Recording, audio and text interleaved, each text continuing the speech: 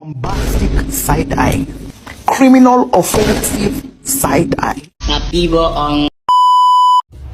Assalamualaikum warahmatullahi wabarakatuh.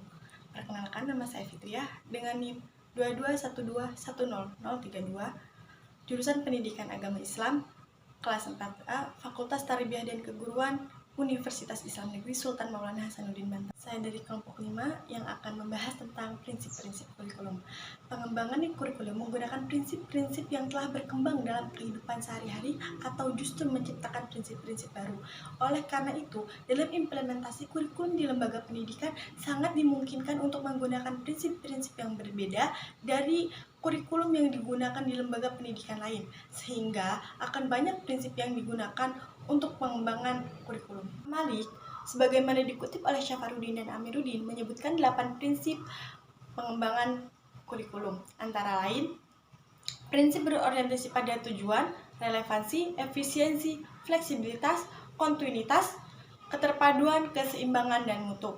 Sedangkan Sukma Dinata membagi prinsip pengembangan kurikulum menjadi 2 kelompok, yakni prinsip umum dan prinsip khusus.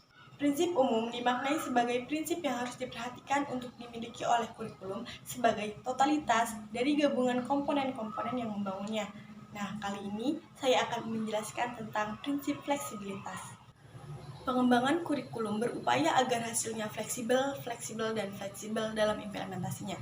Memungkinkan penyesuaian berdasarkan situasi dan kondisi, tempat dan waktu yang selalu berkembang, serta kemampuan dan latar belakang siswa. Peran kurikulum di sini sangat penting terhadap perkembangan siswa.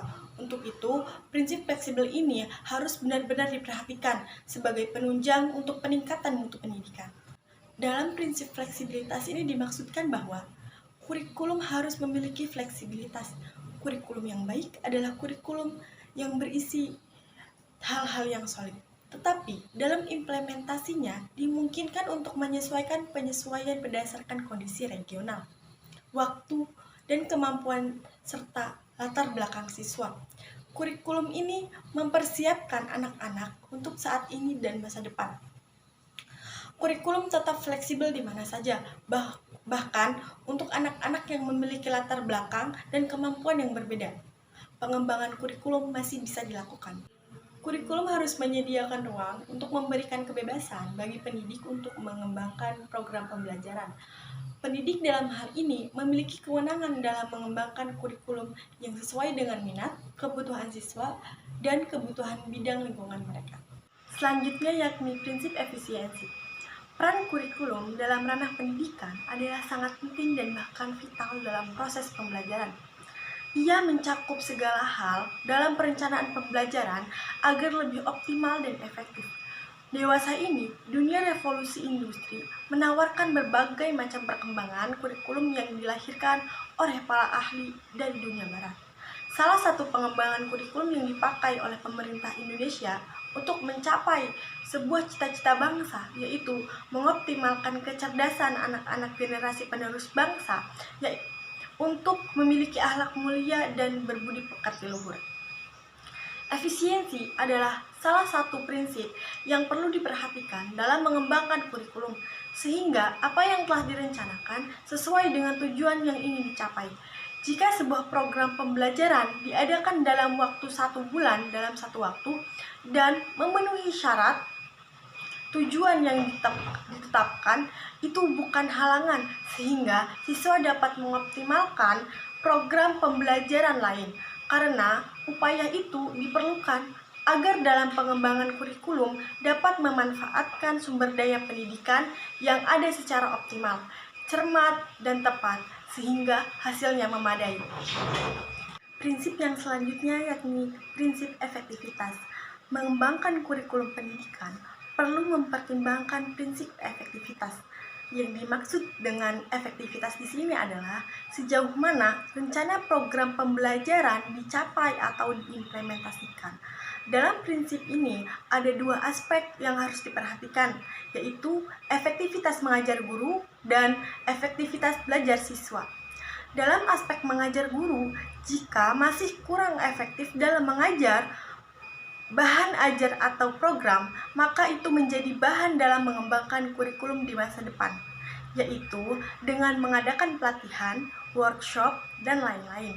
Sedangkan pada aspek efektivitas belajar siswa, perlu dikembangkan kurikulum yang terkait dengan metodologi pembelajaran sehingga apa yang sudah direncanakan dapat tercapai dengan metode yang relevan dengan materi atau materi pembelajaran.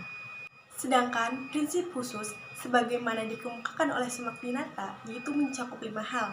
Yang pertama, prinsip penentu tujuan pendidikan. Yang kedua, pemilihan isi pendidikan.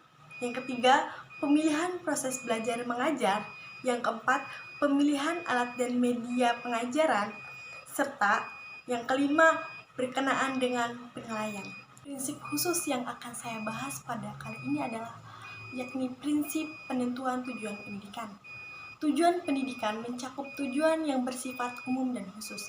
Dalam perumusan tujuan pendidikan, didasarkan pada sumber-sumber seperti ketentuan dan kebijakan pemerintah, survei mengenai persepsi masyarakat tentang kebutuhan mereka, survei tentang pandangan para ahli dalam bidang-bidang tertentu, survei tentang kualitas sumber daya manusia, serta pengalaman negara lain dalam menghadapi masalah yang sama. Tujuan pendidikan merupakan pusat dan arah semua kegiatan pendidikan, sehingga perumusan komponen-komponen pendidikan harus selalu mengacu pada tujuan pendidikan yang telah ditetapkan.